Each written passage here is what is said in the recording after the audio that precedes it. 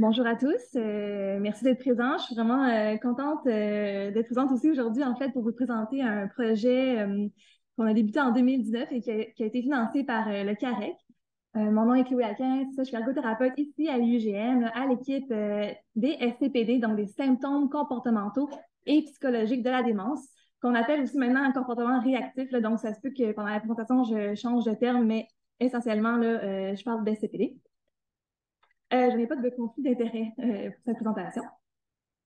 Je voulais souligner tous les collaborateurs au projet de recherche qui ont participé. D'abord, on avait deux étudiantes qui ont vraiment travaillé fort avec nous, qui sont maintenant ergothérapeutes, Camille Allary et Florence Dionne. On a plusieurs chercheurs aussi au CRI-UGM qui ont collaboré avec nous, qui nous ont aidés à faire ce projet-là. Donc, Nathalie Bière, Anne Bourbonnais, Ovidiu Longu et Marie-André Bruno, qui sont chercheurs ici.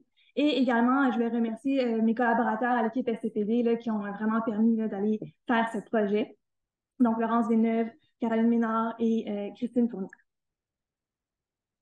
Donc, comme vous savez, donc, les troubles neurocognitifs majeurs, quand on parle par exemple d'Alzheimer, démence vasculaire, c'est devenu vraiment un enjeu important pour le système de la santé et particulièrement pour les unités de soins de longue durée. Entre autres, en raison des SCPD. Quand on parle des SCPD, on peut parler de désinhibition agressive, verbale, physique. On parle de refus de soins, d'hygiène, de cris, d'anxiété, de dépression. Donc, c'est large, les SCPD. Et en fait, de 61 à 92 des personnes atteintes d'un trouble neurocognitif majeur vont présenter à un moment ou un autre de la maladie des SCPD. Ça a des impacts fonctionnels majeurs. Et quand on pense, par exemple, aux impacts là, au niveau fonctionnel en soins de longue durée, on va beaucoup penser à la résistance aux soins d'hygiène. Donc ici, les intervenants qui doivent faire les soins d'hygiène, ça peut être un bon défi. Également, les SCPD amènent des répercussions considérables sur les proches aidants et sur les intervenants. Il y a beaucoup de détresse. Les gens ne savent plus trop comment on fait pour gérer finalement des comportements que la personne n'avait pas avant. Et dans la littérature, on préconise en premier lieu des approches qui sont non pharmacologiques. C'est vraiment vers là qu'on veut tendre, que le gouvernement, les orientations ministérielles là, met l'accent. Quand on parle d'approches non pharmacologiques, en fait, il y en a une panoplie qui sont toutes super intéressantes. On parle d'abord, par exemple, de l'approche de base, que ce soit tout simplement d'adapter notre communication, de choisir nos mots pour que ce soit plus simple, de montrer avec un geste, d'aller vérifier les besoins de base. Également, plein de concepts d'adaptation de l'activité, comme par exemple d'aller fractionner le soin en faisant une partie du soin d'hygiène le matin et une autre plus tard en après-midi ou le lendemain carrément.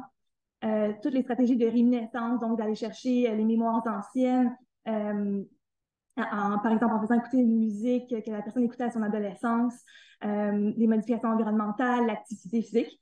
Et parmi les approches sensorielles, parmi toutes ces approches non pharmacologiques, il y a l'approche sensorielle c'est sur le projet sur lequel on s'est intéressé. Qu'est-ce qu'on veut dire par approche sensorielle? En fait, on réfère à des stratégies, des techniques pour stimuler ou réguler finalement les sens pour aller favoriser, augmenter l'engagement ou le bien-être de la personne. Donc, c'est assez large. On va aller vraiment juste solliciter la participation de la personne à travers les sens. Donc, on peut penser à l'audition, aux stimuli visuels, par exemple. Et en fait, l'utilisation de l'activité sensorielle dans la littérature est vraiment appuyée, en fait, parce on va aller chercher des capacités qui sont encore préservées malgré la maladie. Donc, on va aller vers des mémoires qui sont justement affectives, sensorielles, procédurales.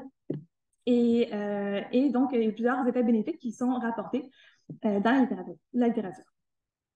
Et de plus en plus, on parle d'aménagement, on s'intéresse à l'implantation d'environnements sensoriels sur les unités de soins de longue durée, donc en hébergement. Et en fait, qu'est-ce qu'on veut dire par environnement sensoriel? L'espace sensoriel, en fait, c'est tout simplement un environnement, c'est un espace dans lequel on peut contrôler finalement les types de stimuli et la quantité de stimuli qu'on veut pour la personne, que ce soit des stimuli auditifs, visuels, tactiles, proprioceptifs. selon les préférences de la personne, selon son histoire de vie, ou selon les objectifs thérapeutiques. Ces espaces-là, dans la littérature, il y a beaucoup de critiques, en fait, parce que souvent, ça va se retrouver à des espaces qui sont très coûteux, avec le matériel qu'on appelle le snoozelen, et qui vont finir par être sous-utilisés, voire même abandonnés. Et souvent, c'est en raison de mauvais design ou d'aménagement plutôt aléatoire, en fait. C'est que c'est un concept qui a été repris beaucoup de la pédiatrie et on prend du matériel de pédiatrie pour les personnes âgées, mais ça ne concorde pas, ça ne fonctionne pas. Donc, il faut adapter finalement notre approche. Et il y a aussi peu d'études qui ont documenté le processus d'implantation. Comment est-ce qu'on aménage un espace sensoriel? Comment est-ce qu'on optimise son utilisation finalement sur une unité? Et c'est vers quoi, là, en fait, on s'est intéressé dans le cadre du projet. En fait, on voulait d'abord créer un aménagement optimal en considérant finalement les critiques et on voulait aussi documenter un processus d'implantation finalement, là, comment faire pour bien aménager pour que ce soit utile. Donc, l'étude, au départ, là, quand on avait eu, en 2019, on avait deux grands volets. Le premier volet, c'est un volet, c'est une étude plutôt exploratoire, là, très pilote, mais le premier volet, en fait, c'est qualitatif. Donc, on voulait recueillir là, justement le processus d'implantation de ces espaces-là en termes d'acceptabilité, de faisabilité. On voulait vraiment recueillir les perceptions des intervenants, finalement, sur qu'est-ce que ça fait, qu'est-ce qu'ils ressentent, eux, d'avoir un espace sensoriel sur leur unité. On avait aussi un autre volet qui était quantitatif, mais que je ne présenterai pas aujourd'hui parce qu'en fait, on voulait aller explorer les effets à court terme de l'intervention sur les comportements réactifs, donc de voir est-ce que ça a un impact sur la qualité de vie, est-ce que ça a un impact, le fait d'être dans l'espace sensoriel, d'avoir plus d'engagement dans l'activité. Au niveau d'intérêt, on voulait regarder, on avait comme plusieurs aspects qu'on voulait regarder, mais il y a eu la pandémie aussi. Donc, on n'a pas eu beaucoup de recrutement, de participants finalement là, à ce volet-là. Donc, les résultats étaient moins intéressants. Donc, c'est pour ça qu'aujourd'hui, j'ai choisi de me concentrer sur les aspects qualitatifs de l'étude. Donc, pour l'étude, c'est ça, on a fait un devis qualitatif, descriptif, inductif. Ça s'est déroulé sur une unité de soins de longue durée avec des patients qui ont tous des troubles neurocognitifs majeurs et qui présentent tous la plupart là, des comportements d'errance, donc ils se déplacent un peu sans but ou cherchent quelque chose sur l'unité. Ils peuvent aller un peu partout, là, peu importe les chambres, c'est vraiment ça, cette unité-là. Et ben, on s'est intéressé finalement aux intervenants de l'unité d'errance. Au niveau du processus, ben, d'abord, on a commencé par aménager l'espace sensoriel en demandant aux intervenants qu'est-ce qu'ils en pensaient, etc. Ensuite, il y a eu une grosse formation qui a été donnée aux intervenants. Une utilisation quotidienne 24 heures sur 7, je vais donner plus de détails tantôt. Et aussi, on a fait des entrevues après 3 mois d'utilisation d'ouverture de l'espace sensoriel. Encore une fois, ma petite éclair pour la pandémie, en fait, c'est que on a débuté le projet en janvier 2020, donc on a eu 3 mois finalement de collecte de données. Donc, on a pu faire 6 entrevues. Voilà. Donc, au niveau de l'aménagement de l'espace sensoriel, on s'est vraiment basé sur les critères les plus récents qu'il y avait dans la littérature. Je ne les nommerai pas tous, mais en fait, un des plus importants, c'est l'accessibilité. L'accessibilité à tout moment, finalement, par les résidents. Le fait que la porte ne soit pas fermée, que ce soit ouvert en tout temps, que les résidents peuvent, parce que c'est ça, ils sont sur une unité d'errance, peuvent y aller par eux-mêmes. Les intervenants peuvent y aller par eux-mêmes. Donc, c'est vraiment tous les items qui étaient potentiellement dangereux étaient dans l'espace sensoriel, mais sous clé. Mais l'espace sensoriel était accessible. Également, il fallait que ce soit, on a réfléchi à l'espace sensoriel pour que ce soit du matériel qui soit approprié aussi pour notre clientèle selon l'âge et que le matériel soit simple d'utilisation, entre autres. Donc, qu'est-ce qu'on retrouve dans l'espace sensoriel? En fait, des stimulations visuelles. Donc, il y a vraiment un gros mur de projection un peu comme ça. Avec des jeux de lumière, il y a de l'aromathérapie pour aller stimuler tout ce qui est olfactif. On a le son aussi là, qui est diffusé aux 4 coins de la pièce. On a des stimulations tactiles, donc plusieurs objets différents avec différentes textures que la personne peut aller juste manipuler. Et on a aussi de la stimulation vestibulaire et proprioceptive, donc des chaises berçantes, par exemple, certains objets laissés pour venir Et en fait, dans le cadre du projet, on avait élaboré aussi pour tous les résidents un plan personnalisé en fonction de leur histoire de vie et de leurs préférences sensorielles. Donc ça, c'est accessible aussi là, dans l'espace. Je vous ai mis quelques photos, là, j'ai pas eu le temps de faire une vidéo, mais ça, c'est ouais, l'espace sensoriel qu'on avait aménagé. Donc, on voit le mur de projection, il y a des tubes de bulles, il y a les lumières LED sur le coin. Ça fait vraiment un effet wow, là, les gens aiment vraiment ça. On a des fibres optiques, bref, plusieurs matériels, là, comme je vous disais. Au niveau de la formation, comment ça s'est déroulé? En fait, c'est vraiment, là, on a couvert tous les quarts de travail, jour, soir, nuit. On est retourné de nuit, vraiment pour expliquer, OK, c'est quoi l'approche non pharmacologique au SCPD?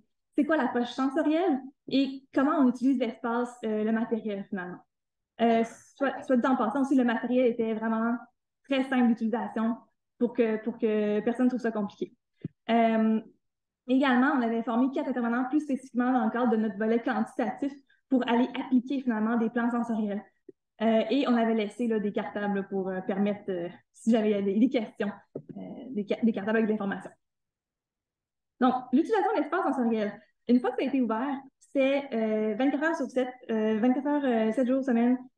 Autant une utilisation libre par les résidents, donc comme ils peuvent se déplacer, ils vont quand ils veulune utilisation libre par les intervenants. Donc, les intervenants pouvaient, par exemple, être préposés aux bénéficiaires, pouvaient décider d'amener un résident, d'essayer soit une stimulation sensorielle selon qui jugeait ou selon le plan. C'était vraiment libre.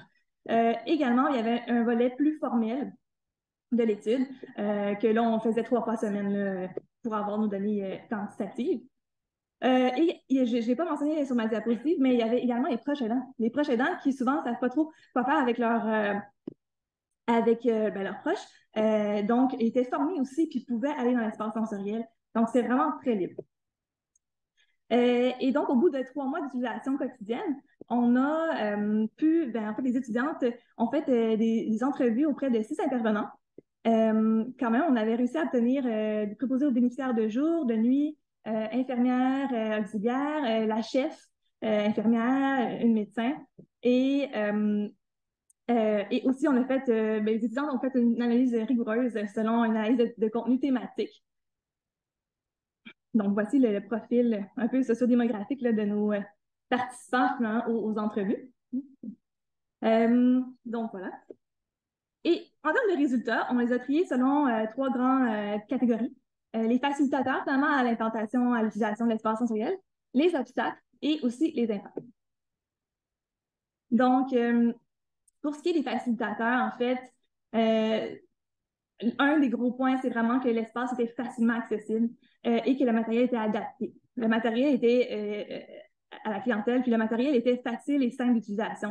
Le fait aussi que l'espace soit ouvert et qu'il y a des jeux de lumière, ça attirait beaucoup les résidents. Donc, il y avait comme plus d'utilisation en raison de finalement l'ouverture, la beauté de l'espace. C'est sur certains matériels, par contre, un nuance, certains matériels présentaient certains enjeux de sécurité, donc on a dû faire des petites modifications. Également, un autre facilitateur, c'est vraiment que l'accompagnement, finalement, la formation, qui a tout été faite auprès des intervenants, a vraiment augmenté l'utilisation de l'espace sensoriel parce qu'ils sentaient qu'ils comprenaient comment l'utiliser, puis s'il y avait des questions, il y avait quelqu'un là pour pouvoir répondre.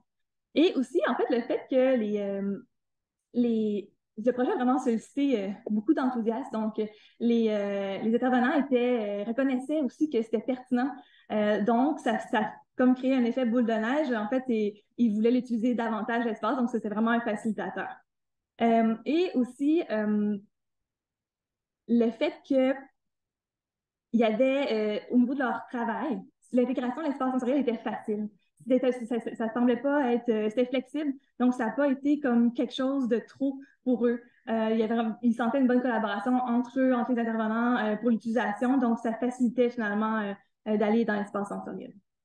J'ai mis quelques extraits d'entrevue, je vais juste lire le début. Ben, c'est ça, le premier extrait, en fait, c'est là qu'on parle, les jeux de lumière les attirent, ils sont curieux d'entrer, et puis ça les calme.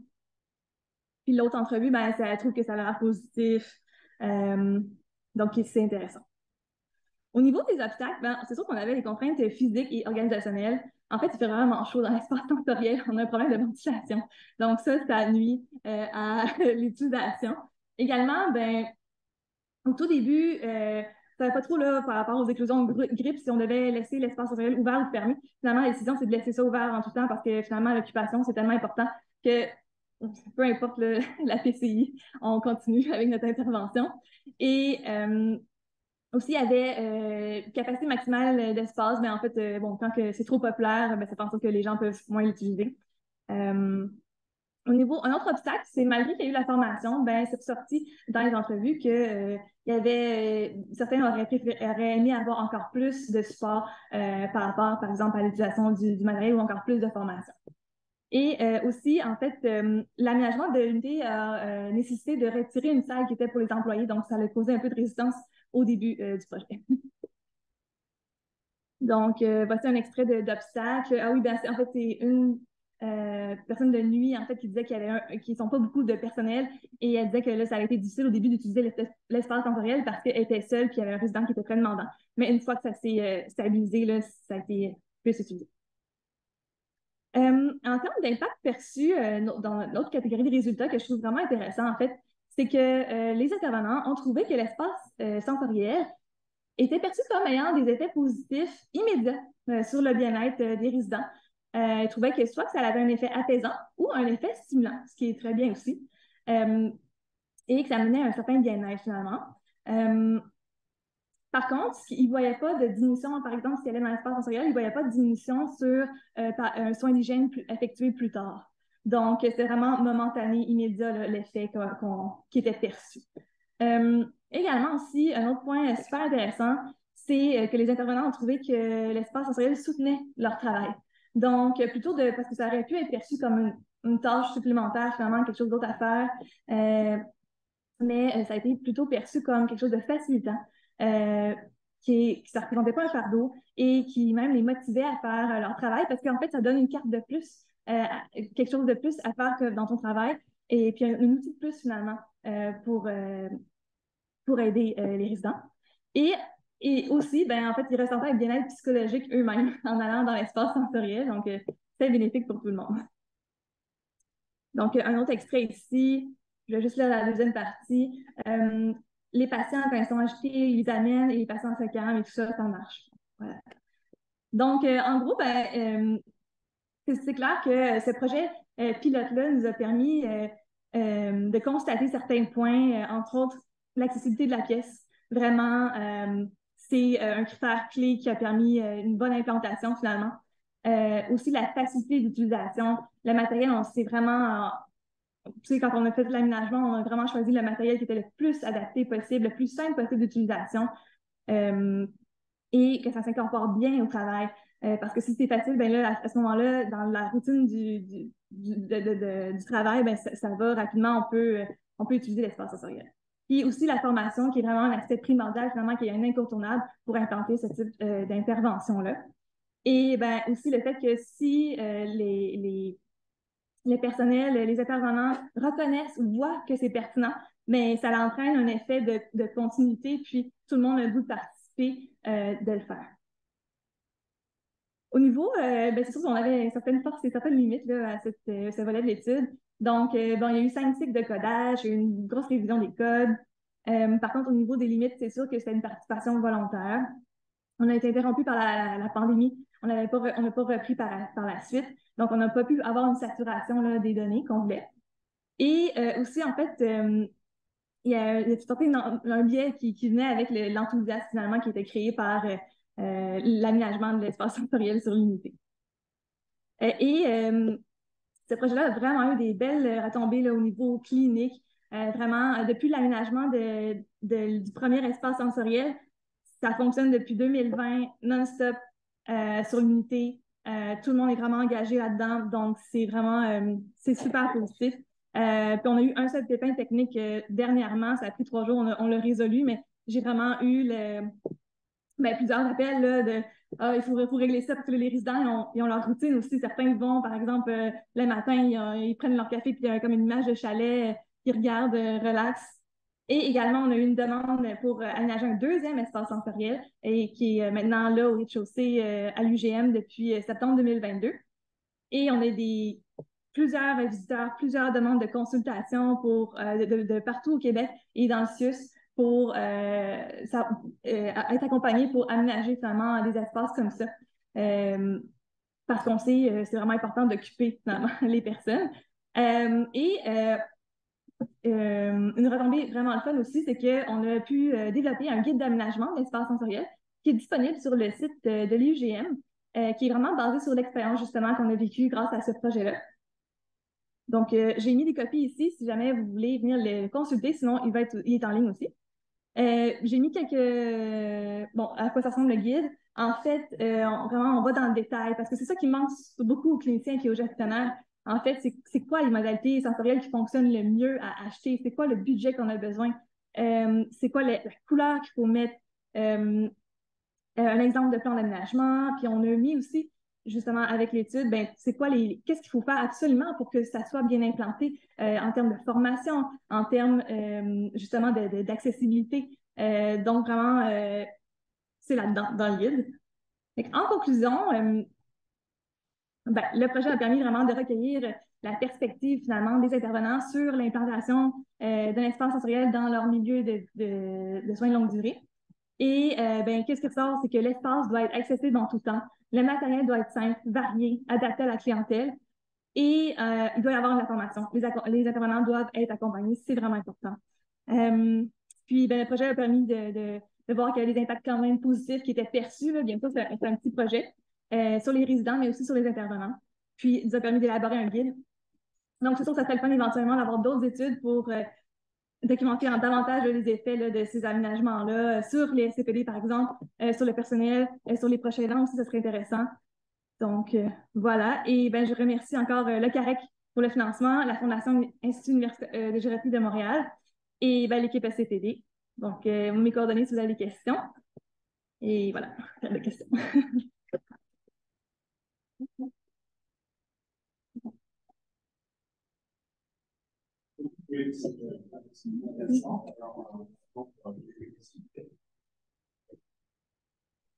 C'est ça.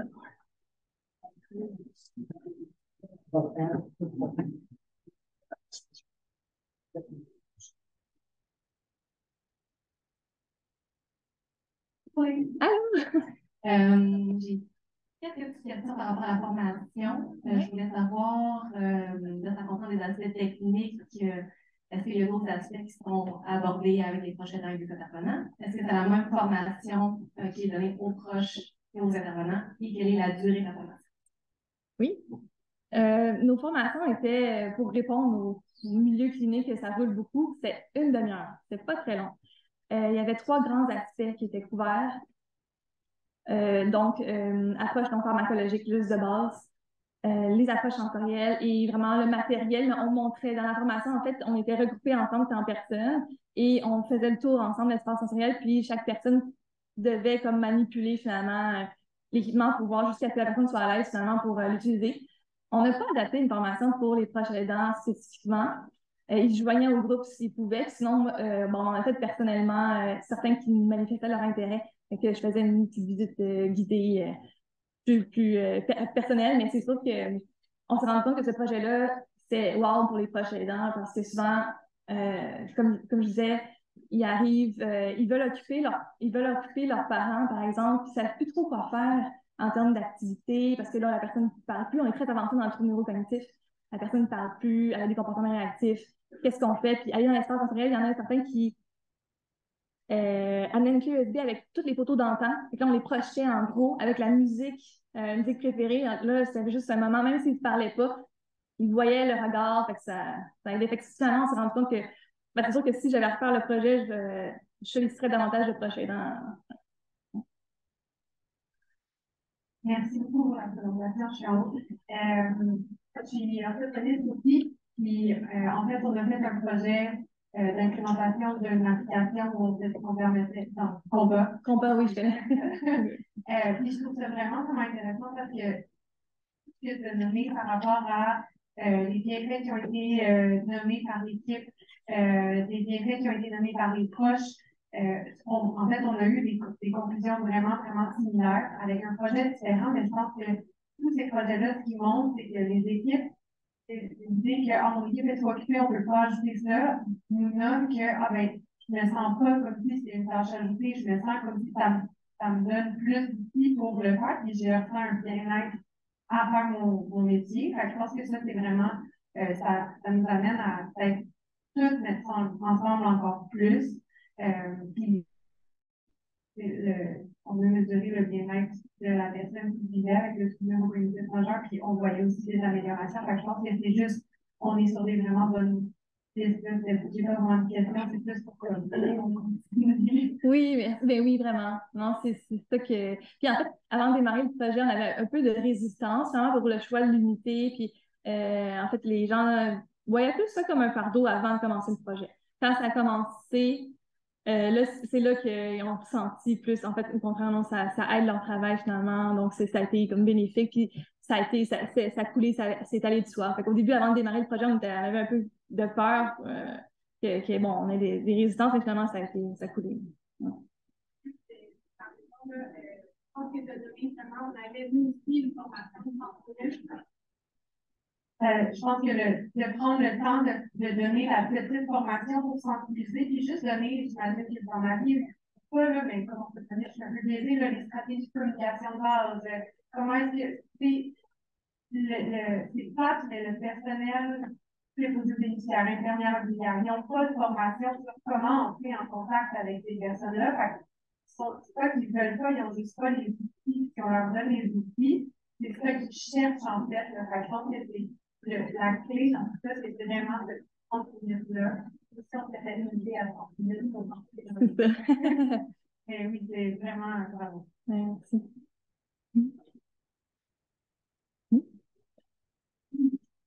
Merci pour la présentation. Merci. J'ai une question, commentaire sur la perception des intervenants, puis notamment la motivation, en quoi ça a changé leur motivation. De mon expérience d'implantation de salle sensorielle, un des commentaires des intervenants qui était comme ligne de participer avec la salle, c'était aussi que ça a changé un peu leur vision de leur rôle et même leur vision du patient, de leur relation avec le patient. Parce que là, il était dans un moment avec le patient où l'interaction était tout autre. Là, c'était pas autour d'un soin comme un soin visuel, nous donner les médicaments, des choses comme ça. Donc, ça avait un impact sur leur perception même du patient, puis donc de leur motivation à travailler. Donc, je ne sais pas si ça faisait partie des commentaires qui étaient ressortis aussi dans ton vidéo. Faudrait que je regarde si dans les entrevues c'était ressorti, mais c'est vrai qu'en fait, je me rappelle quand on expliquait, par exemple, l'histoire de vie de la personne. Là, par exemple, l'intervenant se rendait compte de toutes les possibilités d'intervention parce que, en fait, la projection, c'est connecté à YouTube. Donc, on peut aller chercher n'importe quoi comme vidéo. Fait que là, ah oui, OK, je pourrais mettre une vidéo de Grèce, puis là, je vais la faire danser, mais j'aime danser, moi aussi, je savais pas qu'elle aimait danser. Donc, c'est sûr que le lien entre l'intervenant puis le résident, en tout cas, on sentait qu'il y avait quelque chose qui se développait de plus, puis c'est le fun. Puis après ça, mais plus tard, dans le quotidien, après ça, au niveau des soins ou juste du lever le matin, ben, on peut faire un commentaire, par exemple, positif sur un aspect de la vie, des intérêts de la personne, puis ça nous sert finalement tout le reste de la journée. Mais ouais, vraiment. C'est vraiment intéressant, là, comme étude. J'aurais une question sur votre guide. Oui. À qui est-ce qu'il s'adresse exactement? Puis est-ce qu'il permet une implantation autonome, peu importe si on a une équipe d'ergothérapie ou non dans l'établissement de soins? Je pense que oui. Ben justement, on pourrait le tester et me le dire. Mais oui, en fait, ça s'adresse aux professionnels et aux gestionnaires. Donc, n'importe quel type de professionnel ou de gestionnaire qui voit qu'il y aurait un besoin, qui veut porter le projet. Techniquement, on a mis beaucoup de détails, puis même en fait sur le site de l'UGM, on a mis une liste de matériel vraiment précise avec les prix, puis qu'on peut modifier là, parce que des fois, les liens Internet sont plus valides. Donc, techniquement, ça devrait pouvoir... une fois le guide en main, on devrait être plus autonome. Je pense que c'est possible. Sinon, ben, on a nos coordonnées aussi là, pour aider, mais ouais. Merci.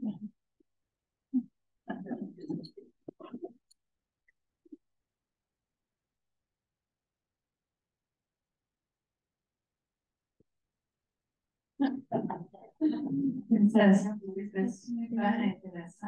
C'est le fun de voir un projet, autant, bien sûr, quelque chose de positif, auprès d'une clientèle qui a été trop souvent négligée en retraite. Moi, je trouve que un projet comme ça, là, éventuellement, il devrait être équipé dans tous les milieux au Québec. Je trouve que quand on voit souvent, il y a de la tristesse hein, dans ces unités-là. Puis, je trouve que ça serait vraiment bénéfique, peut-être même de faire des représentations au ministère de la Santé pour les maisons des aînés. Ben, les maisons des aînés, on attend justement pour ici, pour le site, on peut collaborer, mais pour les autres. Peut-être un peu de politique éventuellement. Oui, c'est sûr. Oui. Merci. Une question par rapport à j'ai vu la lumière, évidemment, la transmission sensorielle. Est-ce que vous avez mis en compte le long de la journée pour le type de lumière que vous avez utilisé? Ouais, le type de lumière, pour le moment de la journée, non, mais il était tout. En fait, on est allé avec des LED qui poussent des dimmers, des gradateurs. Donc, en fait, on est allé avec une lumière chaude.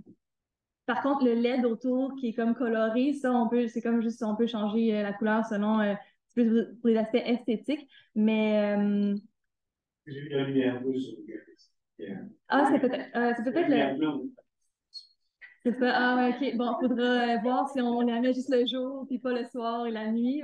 Oui. Merci beaucoup. Merci.